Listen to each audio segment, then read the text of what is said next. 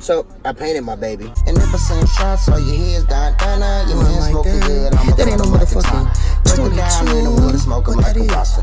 Oh no, that's that 223. Cause niggas want the drama right till we have to pop out. Hit them with that motherfucking na-na-na-na.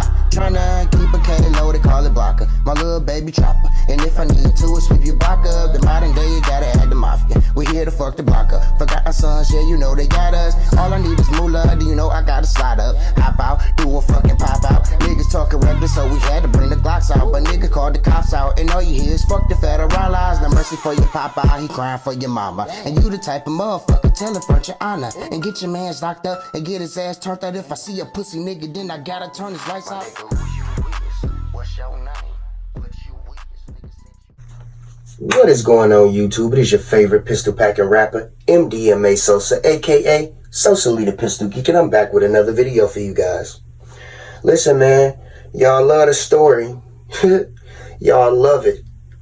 And you know that part one actually did pretty good. So with that being said, let's get ready to dive into From Bitch to Bull, the Sosa Lee Ray story, part two, the Tweener years. Let's go. Stressing is life really worth it. I know I'm not best, but I know I deserve it. A coupe in a bitch with your lanes, I be swerving. Yeah, I am amazing, but I am not perfect. Stressing is life really worth it. I know I'm not best, but I know I deserve it. A coupe in a bitch with your lanes, I be swerving. Yeah, I am amazing, but I am not perfect. See, I am not perfect, just know that I'm worth it. Just cut me the check, cause I'm honestly working. Been trapping and stacking, hell yeah, I've been serving. Being that this is episode 1 in the new part of the series, you already know I gotta hit you with that disclaimer. Some of the elements in the story are going to involve drugs, gang references, a lot of things that people would not deem earworthy. So if you are one of those people, please click off the video and have a nice day. If you want to continue to hear the story, let's go. Okay, so at this time, you know, we done moved because of the fire and everything. We moved into the new house. We moved into my aunt's house for that year and a half. And like I said, in that year and a half, I really couldn't do much of anything to get in trouble. So with that being said, I really didn't. You know what I mean? As soon as we moved into our new apartment on the boulevard, and I started going to the school around the corner, my mother started working way more than she was originally. At the time, I believe she was doing 2 jobs. I believe it was Quiznos and Wendy's. Damn! And my father was medically unable to work. He has degenerative disc disorder in his back and spinal stenosis. Damn! And that's around the time that it was really becoming prevalent, you know, and getting bad. So with that being said, my mom was the one that was working, and my dad was pretty much the one that was at home taking care of us. And because my dad had, you know, the back issues and everything, smoked a lot of weed. And you know this, man! So with that being said, you know, him being on pain medication and, you know, smoking weed, it left me a lot of time to explore. Oh, say less. You know what I mean? And figure out things. So with that being said, this particular day, man, I can remember getting ready to go to school early as hell in the morning. Okay, my mom had already went into work because she had an opening shift. She had left the house around like 4 something. And then I had to go to school around like 6:30 was when I got up. We leave around 7:15. I get there around 7:45-ish. Well, this particular day, I wakes up and my mom's gone. My dad is doing his little thing in the bathroom, and he has his weed tray sitting out. Nice. So, I already knew what weed was because I seen, you know what I mean, my parents and, you know, my aunties and uncles and everybody smoke. So I already knew what it was. It's just, you know, I had never indulged. I'll never forget it. Let's say this is the tray. iPad. Let's say this is the weed tray. Boom. I go, and he had some joint papers, like 4 tails, and like 2 buds of weed. And at the time, I didn't know how to roll or any of the sort or anything about weed. So I seen the weed that was already grown. I said, boom, boom. Took the tails. Why don't you just give him a little bit for my cataract? And I had them in my pocket. I went to school. Oh, and I even snagged the lighter too. I went to school. And there's this kid named Montez, man. I'll never forget it. He lived in my apartment building with me. And but he was one of them motherfuckers that like not really your friend, but claim that they're your friend, but then always try to get you in trouble for specific shit. Yeah, that was this guy. You are a bitch nigga. I didn't know any better at the time, you know, young and dumb. But that was this guy. First thing I do is show him trying to be the cool guy. Hey, bro, got some, yeah. Okay, let's do that after school. Oh, say less. Say less. Bro, I'm in my 3rd hour class. The teacher, security guards, come to the room. Come to the room. And 2 officers, and the teacher stands up. She has me she says, Lionel, can you come outside with me for a minute, please? Yeah, cool. I go outside, like probably like right here. Hey, I was told that you're bringing drugs into the school and such and such and such. No, I didn't bring anything to school. Can you empty your pockets for me?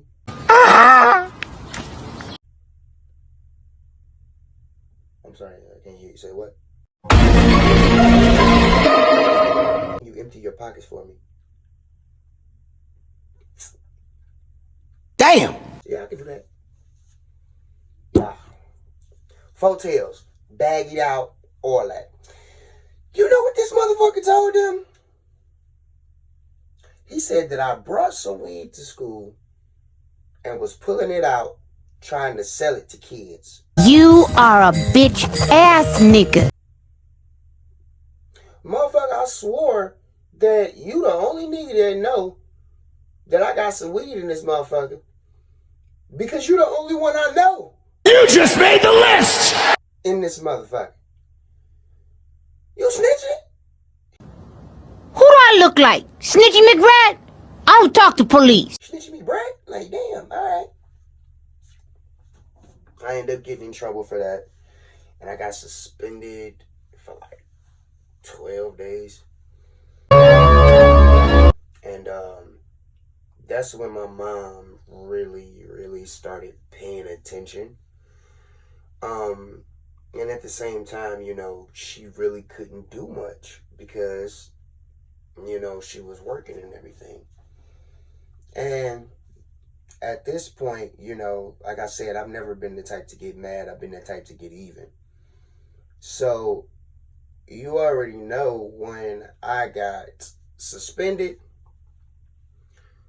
got my games taken away in my TV, and, you know, amongst the other things, needless to say, that wasn't going to be the end of the story. Like, that wasn't going to be, we good now, we done. Like, no, like, at this point, now I got to beat your ass. Oh, God. Like, because I feel like that you told on me on purpose. And let me add to the story, like, this is the main motherfucker, like, that got me interested in wanting to know about weed. His stories. Man, I smoked about an onion the other day, man. Smoked the onion with my uncle. Went in, man, listen, he had some kush called whoop. Let me hit that shit. I'm telling you, Zooty. Nice. Just had me thinking like, damn, yo, people letting you smoke? That's crazy. I want to try it. But then as soon as I get some weed, this nigga snitched on me, bro. Like, yeah. Fuck out of here! It's how it be sometimes, man. But but after that particular situation, I'm not gonna lie, I started smoking not every day, but every other day at that point. Mainly because after I found the weed, it's almost like the weed man magically appeared. Like, they just knew niggas started smoking weed and then automatically started offering. Like, hey kid, want some drugs? hey, you know what I'm saying? You trying to get that? I don't know if it was a word of mouth thing. And mind you, I'm like 19 years old still at the time. You know what I'm saying? But getting them. And that's the fucked up part about Detroit. If you got the money to pay for what you trying to get, motherfucker don't care how old you are 9 times out of 10, especially if they've been knowing you. Motherfucker really don't care how old you is. I can remember buying 40-ounce beers when I was fucking 16 and 17 years old, going out and buying liquor for parties simply because I knew everybody at the liquor store and I knew they was going to sell it to me. I can remember, like, you know what I'm saying, just shit that was supposed to be, you got to be 21, me being able to walk right into the store or walk in my neighborhood and do the shit simply because everybody knew who I was. And that's a for sure right on. When the weed came along, that's when, I'm going to be 100% honest, a lot more of my trouble started. Because, how do I put this? Me starting to smoke weed kind of made everybody look at me like a bad seed. And it almost made everybody like, nah, we can't fuck with him type deal. But I realized that being an outcast in both parts of my family, and that means my mother's and my father's side, don't need nobody fuck with us for real. It's the same shit. Me being an outcast, I was already destined to have that happen to me anyway. Like, you know what I mean? My family been beefing for like 40, 50 years over some shit that happened before the last year. Like, the shit happened before all of us, all of my cousins, all of us got here. The shit happened when my parents were kids. You know what I mean? How the fuck you know this? How? Hold on, bro. How? Dealing with their parents. And they kept this thing going so long. So now a lot of our family doesn't even, mess with each other. Damn! So being an outcast on both sides of the family, I didn't really care about who was looking at me any specific kind of way or if they really, was on to that. Like, if they was on to it, if they cared, I really didn't care. So now that you know that, then you know that I didn't really give a shit about how I acted when I was around said family members. Look, fuck you. Fuck the plane you flew in on. Fuck them shoes. Fuck those socks with the bell on it. Fuck your gay ass fairy faggot accent. Fuck them cheap ass cigars. Fuck your yuck mouth teeth. Fuck your hairpiece. Fuck your chocolate. Fuck Guy Ritchie. Fuck Prince William. Fuck the Queen. This is America. My president is black and my Lambo is blue, nigga. Simply because I already knew they didn't like me. And I never forget this one particular incident. This is what single-handedly made my auntie tell me I couldn't come back over no more. But me, my cousin Gerard, my cousin Trayvon, and a couple other us. This was when my uncle, God rest his soul, Uncle Daryl, he was taking the kids out every week to either the dollar store or the movies, just in general. And I forgot what movie we went to go see, but this particular week, I ended up being able to go with him. And we get to the movie theater, and we was being kids, goofing off, like for real. Being extra in the movie theater, loud, playing ringtones and shit. To the point where my uncle was like, hey, I'm gonna need y'all to calm down, turn this shit off, like woo de boo. He's a real nice guy. I'm just like, nah. And I turned it on again. He made us leave the movies. And we had to wait in the car until my aunt and my other cousins, my female cousins, were done with the they movie that they went to go see. Damn. Now, this the killer part. My auntie get in the car, and I'll never forget it. I was on my phone and she talking to me. I'm just not listening. Snatched out my hand. Boop. I was ballsy with it. I don't care. My mama bought me another one anyway. What did he say? And what you think she did?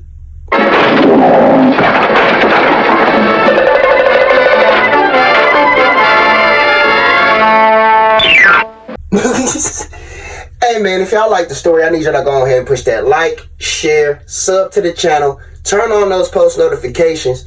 New song dropping, Enter Me, Part 2, April 29th on all streaming platforms. Must say my soul is conflicted, whole life been battling demons and taking soul of convenience while I was praying on winning. But deeper down I've been thinking that myself for an enemy. Think my soul need repentance, but I was far too up in burn off and load and put triggers. I never second my thinking, because the moment I do it, the day the devil come get me. I keep some angels around me, but serpents traveling penny. So if it ever got weak, just know my soldiers is with me. And when my thoughts overloaded, it's just the battle within me. I know I never stop fighting, I just embrace what was in me. Learn to use it at will. See some my test was being me. We're from pushing some ring, we walk the service the things. You know my routine. Go ahead and check that out when it comes out. Until next time, you already know, from bitch to bull.